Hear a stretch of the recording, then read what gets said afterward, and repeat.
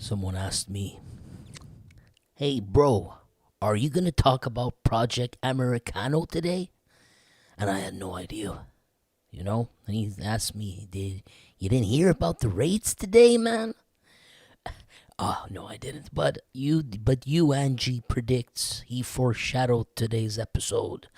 Cause man, I had no idea. I had no idea at all. But so let's get into, or shall I say, let's get down to business, my friend. Okay, so today's gonna be the shortest episode ever. I know I always say that, but this time I only have 3 or 4 of these articles. And so I predict it's gonna be shorter. Hopefully, I'll make it happen, man. Only one unrelated story, and then we get to the main one, huh? How about that? How about that? We got ex-lieutenant of Gregory Woolley. We got gangster ass Haitian named there. Or mama named him Singh Bartilus. What's more gangster than that? Singh. Well, Mr. Singh, I know that he was a compadre of Gregory Woolley and one of his oldest pals. I think it goes back to the 90s. And he stayed loyal, as much as I know. He stayed loyal throughout the years. If you say, Gregory Woolley changed sides, if you could say that. Once he was with the bikers, and then he stayed with the bikers. He created an alliance with the Mafia. He was one of the focal points of it. But then we know that there was something happened between maybe I think 2021 till today. Something must have happened, or maybe even earlier than that. I'm not too sure. Because when I say 2021, the street gangs. The street gangs were, I showed you last time, we found traces that Arab power were converging on the same direction as Gregory Woolley. They were not colliding. They were working towards the same objectives. But we figured out that somewhere around 2021, after that, something happened because the course of destiny changed. As you could see in the news, Arab powers going against the bikers, etc. But now here we have Singh Bartilus. Why I said that? Because there was only one constant in throughout all those changes with Gregory Woolley. One constant, or among many, I guess. This constant, his pal, his buddy, did not switch sides on him. They remained friends. So any article about Singh Bartilus would or should give us more information about Gregory Woolley. Yes, in this case I'm cheating. They put his name there, but I expect to learn a bit about Gregory Woolley. Anything we can get to learn more about Gregory Woolley, I'm down. Hi Ryan C, what's up, buddy? And DC. Today's the C's, huh? Everyone's here with the C in their name. What's up, buddy? So we're gonna translate this for you, and then we'll go to the main story, bud. So a career criminal, cracks in front of the tribunals while speaking about his kids. So it says a long-time soldier for the Hells Angels cracked in front of the courts. He was pinched with 2 tools on him. Singh Bartilus painted himself as a good father, hoping to turn the page for good on his criminal life. So, published yesterday. See what we can learn, man. GX, what's up, buddy? He says here, a quote, "I want to be a good model for my children. I understand that in life we make choices. I made the choice to arm myself for bad reasons. Now I regret it." Okay, there was no now. Just I regret it, really. The important for me, and then the quote ends there. He's 46, and he was in front of the courthouse in Longueuil. So need I remind you, Gregory Woolley did get killed in that zone, that South Shore of Montreal. Funny here that you see that that's where he liked to be at, and you see his best friend, or one of his best friends, is in the South Shore courthouse. We're gonna probably skip a lot of this. He says, "My children do not need to live like this or to suffer this," as he was showing emotions. When Singh Bartilus, alias Zing, is a ex right hand man of late gang boss Gregory Woolley, and he pled guilty to accusations of possessing two tools on him that were charged this December. So that's going to be December 2024. That's not far off, right? The question is, you got to ask yourself, why was he carrying those? Is he scared for his life? Because they're talking about this December. I need to remind you, the previous year, Gregory Woolley got killed.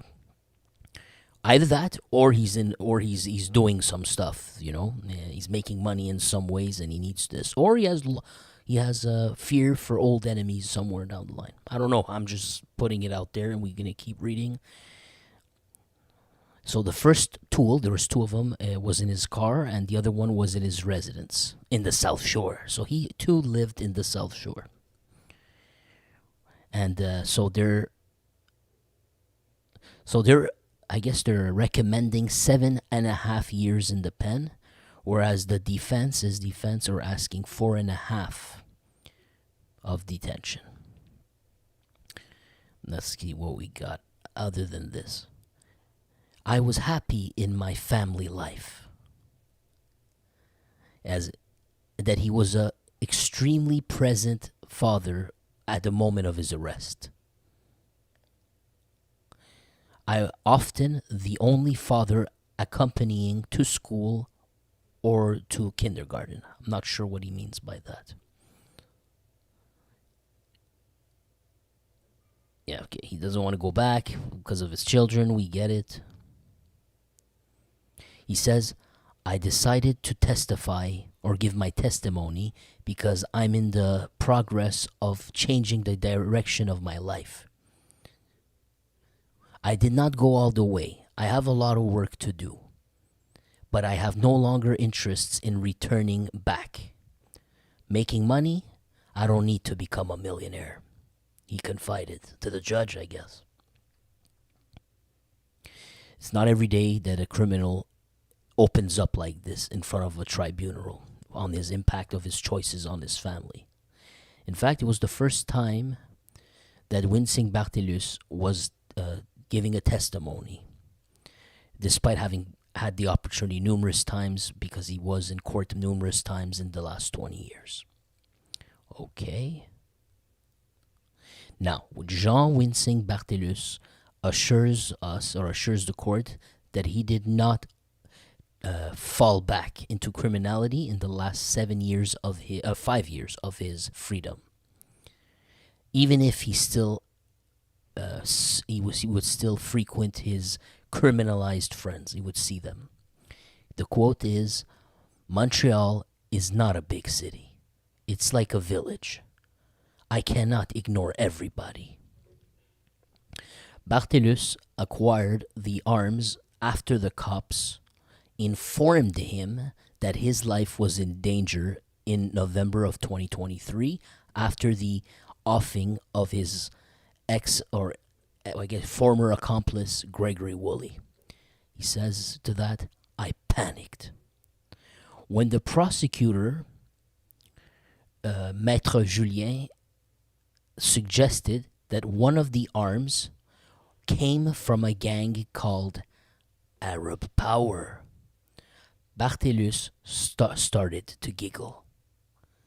Pressed with questions, the delinquent admitted having paid $3,000 to obtain the tool from a gang of Blue Allegiance, yet he refused to name this gang in question. So how does the prosecutor, I guess they found out somewhere that he got this from Arab Power. We're learning, man.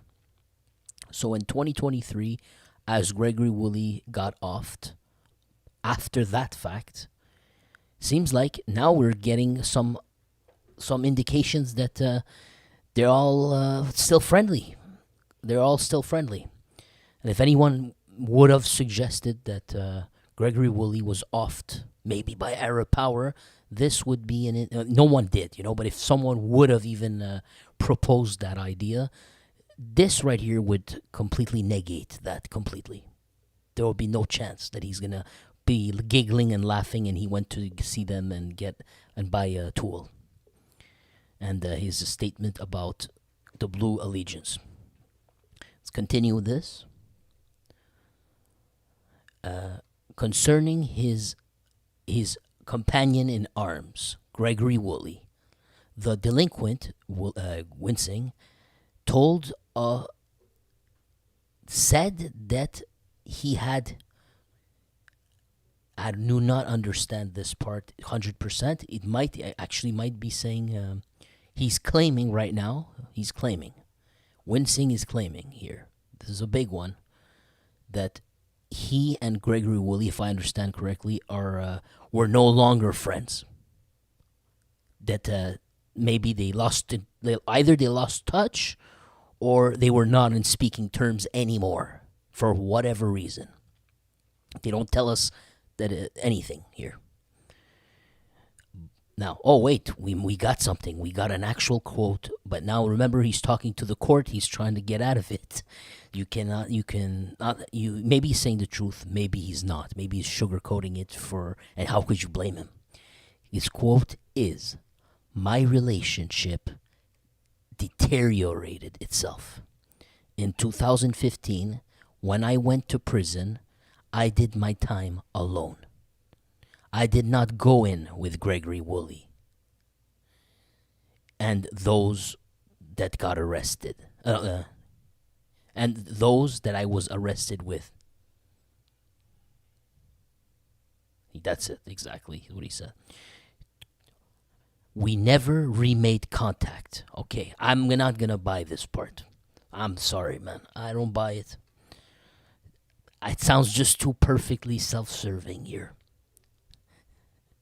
But on our channel, we remember this, and I'm telling you, we will. No, we will. We will. How you say? We will have the opportunities. I guarantee you, in the future, when I read future articles, to be able to question this fact when new facts come out, like another nice, interesting article like this, possibly that'll shed light to if this was a lie or not. So in 2015, he went back in jail. And at that point, I got to remind you, in 2014 and 15, around that time, there was a Project Mago Mastiff. That's one of the most important operations in our channel that we covered. It's pretty epic because that's the focal point where Gregory Woolley was the focal point between the Mafia, the Hells Angels, and they were working all together at that time. And he was in the center of it all. And he got busted. Salvatore Casetta got busted in that operation. And I think other Mafia, I'm not pretty certain, other Mafia members were hit as well. All three together. So he says he went to jail in 2015 alone. Well, Gregory Woolley was in jail. Of course you went alone. But he's claiming that at that point, they lost in contact, and he never got in contact with him again. He would rather get in contact with Arab power. I have a hard time believing that.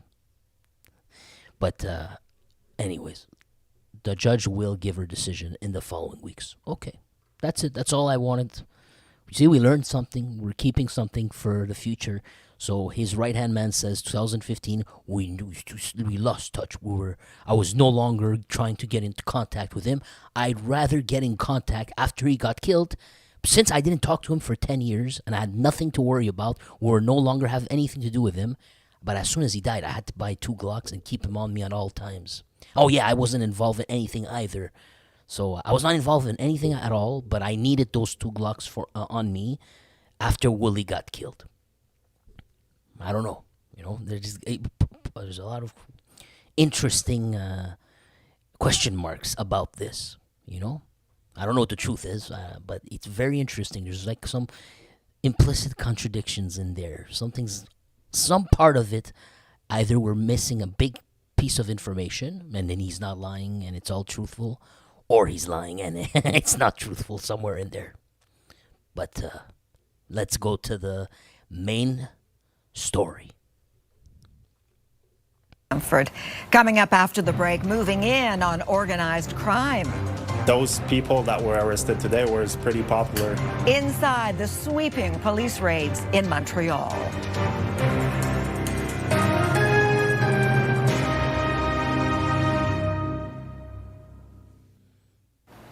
The devastating nightclub tragedy in the Dominican Republic has now claimed at least 124 lives, including a woman with ties to Canada. It's not what it's supposed to be. Sorry about that, guys. Arrests of concrete slabs. Sorry about that, guys. Now, an early morning sting by the organized crime unit of Montreal's police force has led to the arrests of 7 people. Several face charges related to gangsterism and drug trafficking.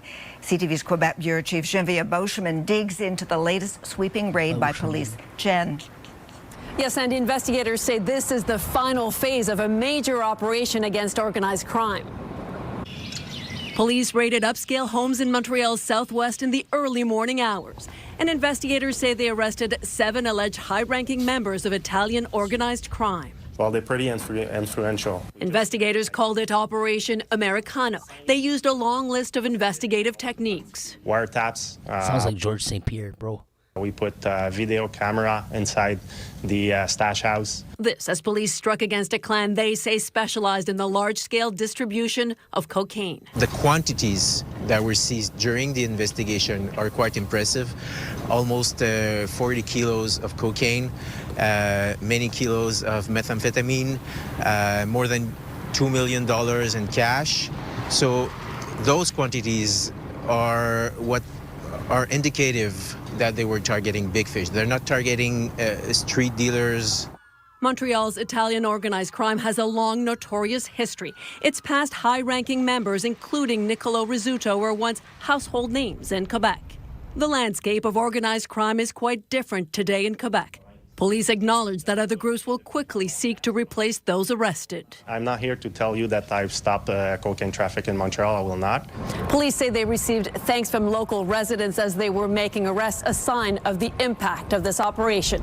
Sandy. Thank you, Jen. Still ahead. There you go. So now I don't know what this is about. I didn't. To be honest with you, I did not really pay attention. I'll be very honest with you. I completely zoned out. But I have 2 articles after this, so I'll be able to figure it out. My question is... Actually, I don't have a question. Let me read it here, bud. Operation Against Trafficking Stupefires. The SPVM serves an Americano, a sour one, to the Mafia. So here we have a picture. I'm no expert. This is probably the mobster. This is probably the cop. Yes, forger. Thank you, Captain Obvious. My only question in this. There's 2 names I want to see here because I had an idea in my mind. I didn't want to say it because I have no clue. But I'll tell you now. And then we'll see. Last year, the last time we even spoke about anti-mafia operation. Yes, you're right. Marco Pizzi, a month ago, we told you they raided his car dealership. True. But we didn't have any information that it was what was the magnitude of this, who were the players. There was nothing. We just heard they raided his office. That's it. That's all, and that's all I could even tell you. And there's still no information on that I could find. Now, what I'm telling you is, the last time we had an operation proclaimed like this by the media was last year when we were together in the early 2024. I believe it was March. And there was a neighborhood, and it was in the southwest of MTL. In the southwest. First, for a few weeks before that, they were firebombing, or either they were firebombing or they were throwing rounds at pizzerias around there. And then what followed is that big raid by the cops. I'm not saying they're linked, but I'm telling you, I'm trying to give you chronology when we covered it, as it was coming out in the news. That was the sequence.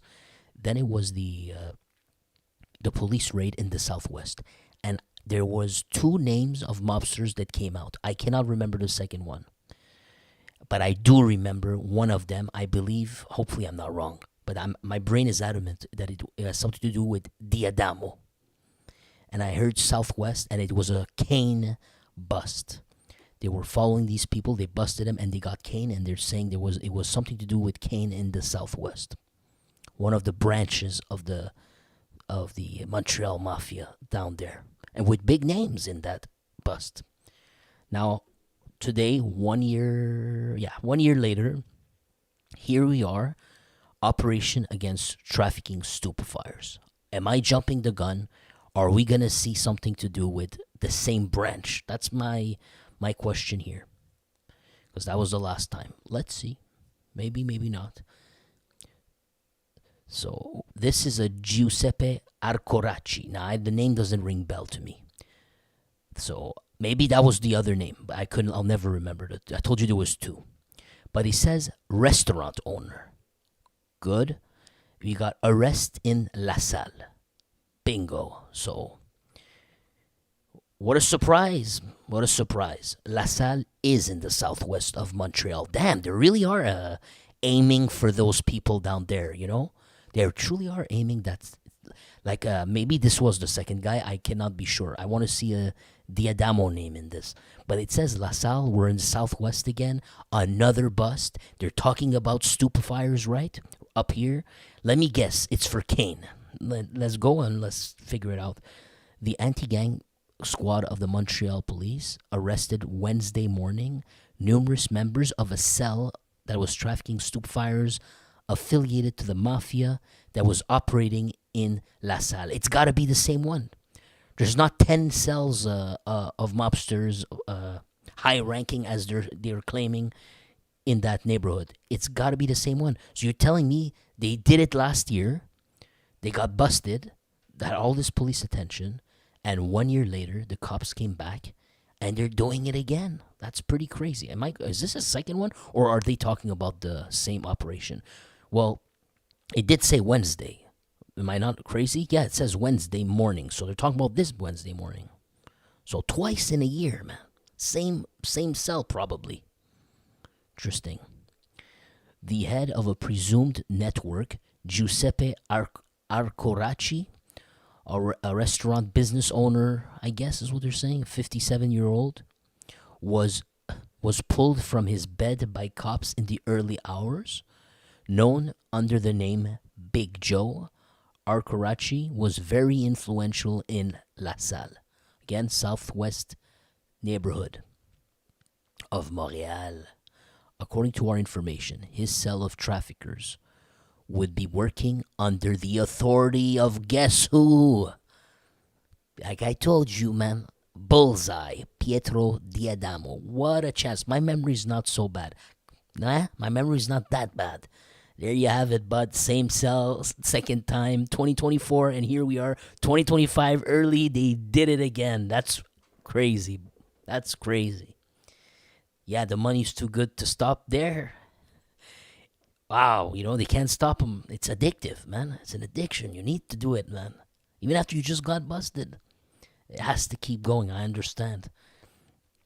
So, Big Joe Arcoracci, according to our information, his cell of traffickers would be working under the authority of mafioso Pietro Diadamo, who is he himself considered the armed hand of the Sicilians, the Sicilian clan of the Montreal Mafia.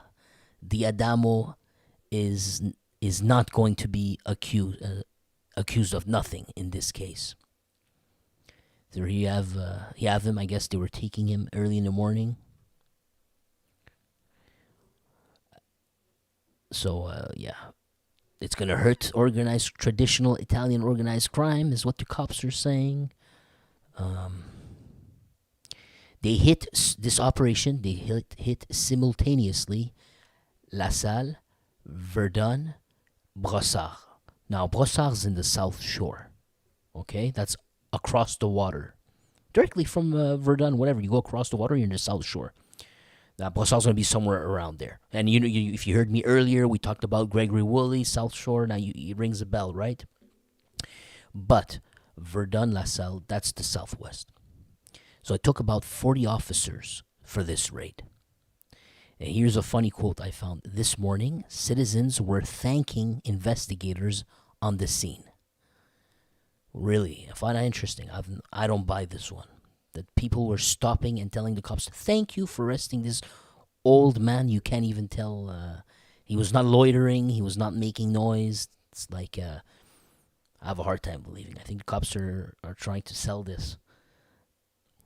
All right, let's keep going. The Project Americano, this operation, risks to leave a sour taste to the Mafia because of the important quantities of money and stupefyers seized. Now, in this operation, no. Look, they're saying that in the search or busts led last year, maybe they're talking about the one I told you about last year around 2024, maybe. Because for no reason at all, they're now saying in the scope of the search warrants led last year. Out of nowhere, they're talking about this. The cops had already seized $2.2 million in cash, 32 kilos of cane. It's got to be that one that I was telling you about. 4 keys of M&Ms and 12 tools. That's got to be that one I was telling you about. Double whammy, man. A judge had, in that one, a judge had imposed, I'm not sure what une ordonnance de blocage means. I know what it is, probably. I just don't understand what I'm reading, so I can figure out what it's saying, basically. If you know what I mean. I probably know the meaning, I just can't tell it right now. So there was a court order. It says there was a court order. I'm trying to do it word by word. Maybe it'll help me. There was a court order targeting the house of Giuseppe Arcoraci in last June. So that would be June 2024, because there existed reasonable motives to believe that he would have used it to commit crimes. Now I'm assuming this is remember I told you 2 names came out last year? It's got to be him. It's got to be him. It's only I won't remember the name. I don't know why. I already know I can't remember this name. Unless I see it a lot more, I'll probably forget it. But the suspects appeared in court in the afternoon. Remember they said 7 people were busted. And 5 of them have been accused of gangsterism. Crazy. There we are, guys. It continues. They're really honing in on these people in the Southwest. They really are honing in on them.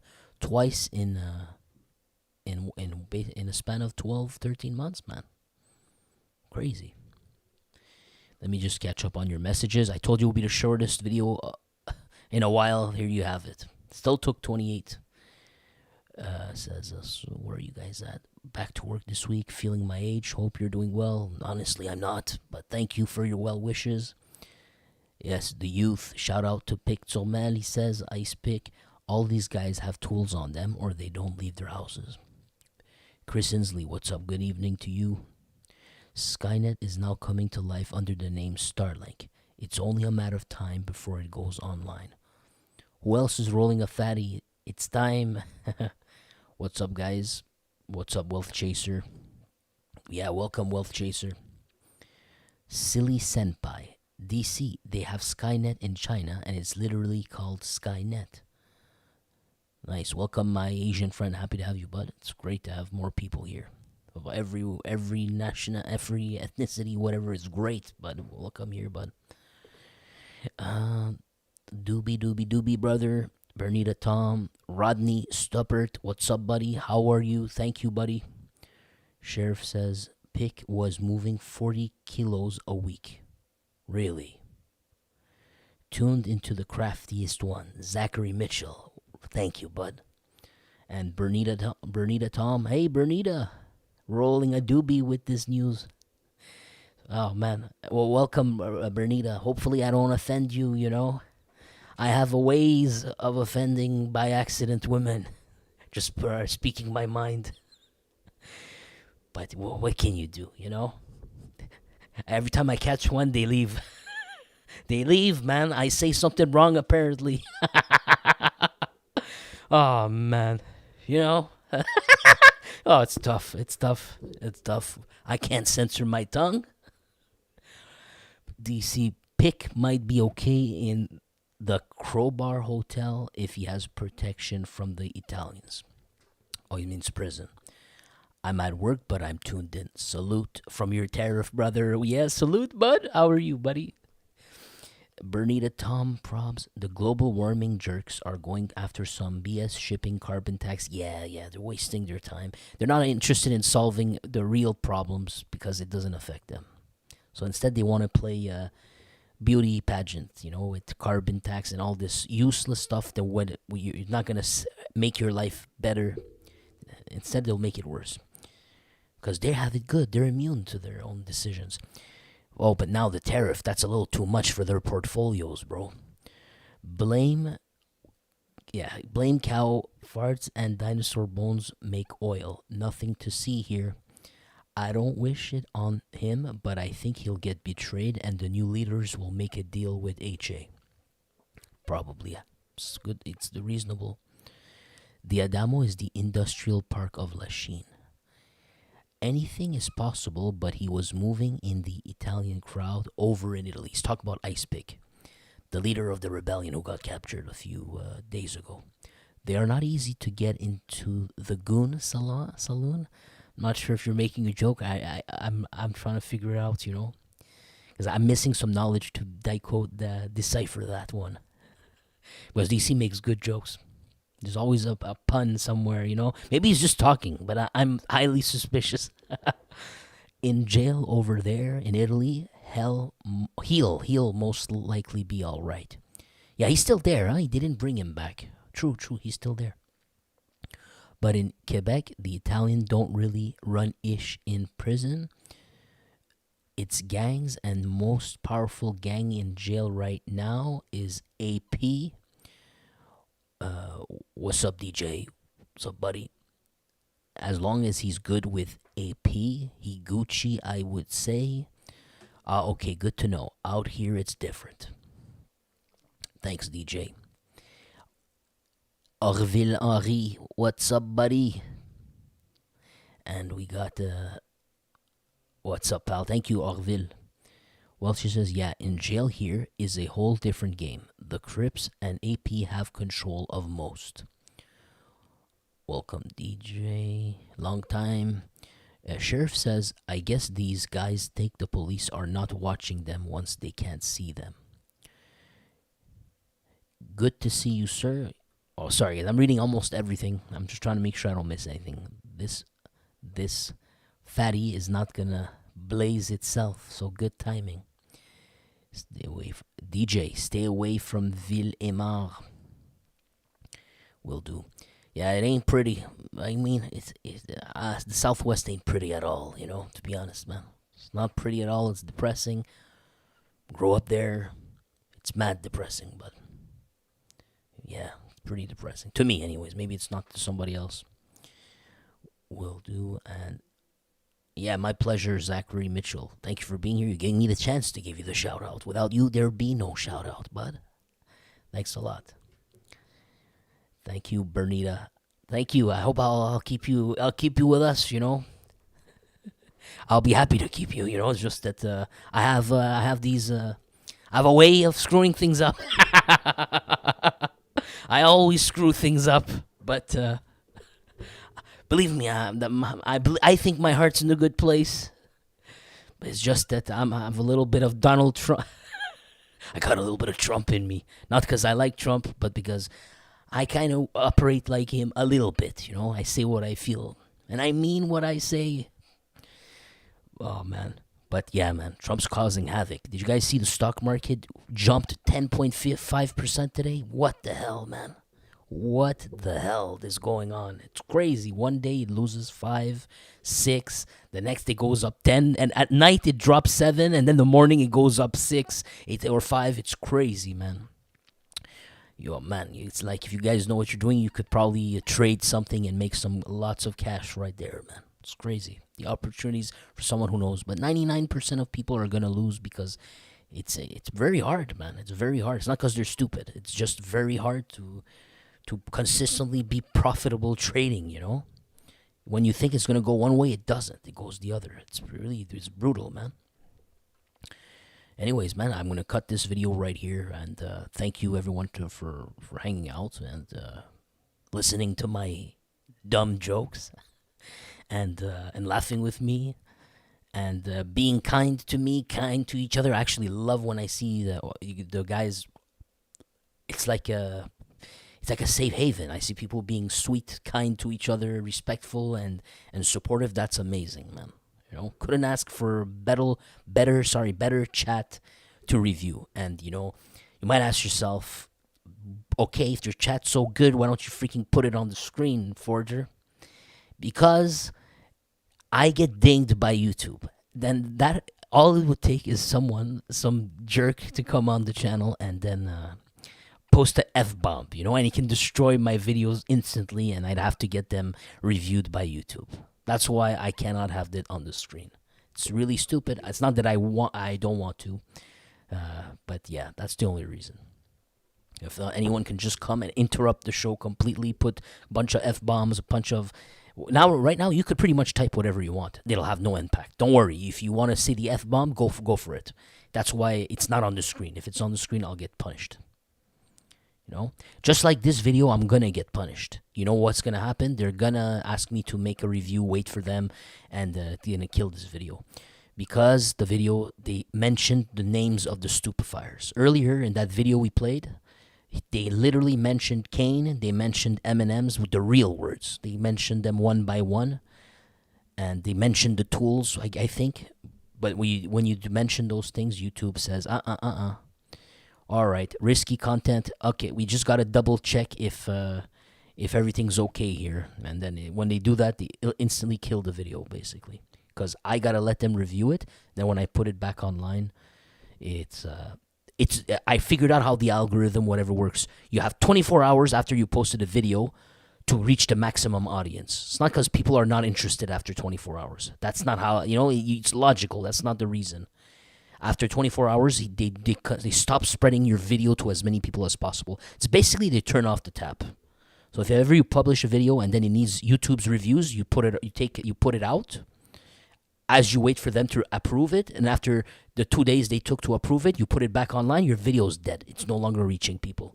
It's old news for the YouTube algorithm. If it's not less than 24 hours new, it's screwed up, man.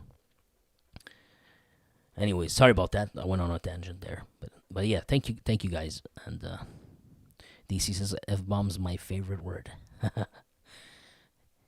Yeah, YouTube you could say it there. I can't say it, but you could type it. There's no issue. They can't do nothing about. It's not on the screen. It's not on the audio, but so it doesn't affect anything. It says personally, it's like having a money printer. Exactly. He says, I live overseas and make Canadian and USD money. I think he's talking about trading, right? Everybody should get informed about trading. Yeah, that's what he's talking about. Forex, currencies, crypto, and stocks. Yeah. Oh, man. I got clobbered, what was it, 2-3 weeks ago? Oh, God. I got clobbered on those Tesla puts, but I got clobbered hard, bro. Like, I took it, man. And that taught me never touch Tesla again. Never touch Tesla again. So now I managed to pull off a few good trades. Not today. I didn't touch it today, but like 2-3 days ago. But I consider it pure luck. No skill of mine. I got no skills. It was pure luck. Anyways, thanks a lot, guys. Have a great day and have a good evening. Thank you for coming here. Thank you for hanging out. I appreciate you. God bless.